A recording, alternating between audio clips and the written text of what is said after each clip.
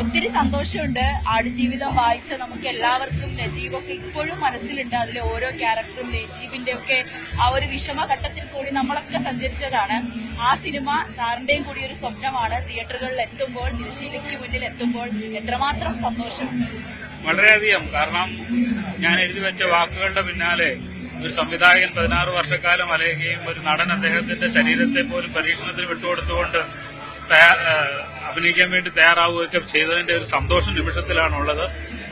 നമ്മൾ ഓരോരുത്തരും പുസ്തകങ്ങളിലൂടെ അക്ഷരങ്ങളിലൂടെ അനുഭവിച്ച വികാരം, ആ തീക്ഷ്ണത അപ്രവാളികളിൽ കാണാൻ വേണ്ടി പ്രതീക്ഷയോടുകൂടി കാത്തിരിക്കുകയാണ്. നിങ്ങളെപ്പോലെ ഞാനും. ഇത്രയും നാളത്തെ ഇവരുടെ ഈ കഠിനാധ്വാനം നിശ്ചയമായിട്ടും സാഫല്യത്തിലെത്തിയിട്ടുണ്ട് എന്ന് തന്നെയാണ് എന്റെ ഉറച്ച വിശ്വാസം.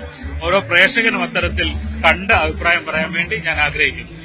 സാറ് ആദ്യം ബ്ലസ്സി സാർ ഇങ്ങനെ ഒന്ന് ഇത് പുസ്തകം സിനിമയാക്കട്ടെ എന്ന് പറഞ്ഞപ്പോൾ സാറിന് എന്താണ് ആദ്യം തോന്നിയത്? വളരെ സന്തോഷമാണ്. കാരണം നമ്മളുടെ ഇടയിലെ വായനാ സമൂഹം എന്ന് പറയുന്നത് വളരെ പരിമിതമാണ്. ഒരു സിനിമ എത്തുന്നതോടുകൂടി നമ്മൾ അവതരിപ്പിക്കുന്ന കഥയും കഥാപാത്രങ്ങളും കഥാസന്ദർഭങ്ങളും ഒക്കെ വലിയൊരു കമ്മ്യൂണിറ്റിയുടെ മുമ്പിലേക്ക് എത്തപ്പെടുകയാണ്. സിനിമയെ ഇഷ്ടപ്പെടുന്ന, സിനിമ എന്ന കലയുടെ സാധ്യത ഇഷ്ടപ്പെടുന്ന അനേക ലക്ഷം മനുഷ്യരുണ്ട്. അവരുടെ ഉള്ളിലേക്ക് നമ്മുടെ കഥ എത്തപ്പെടുക എന്ന് പറയുന്നത് വളരെ സന്തോഷമുള്ള കാര്യമാണ്.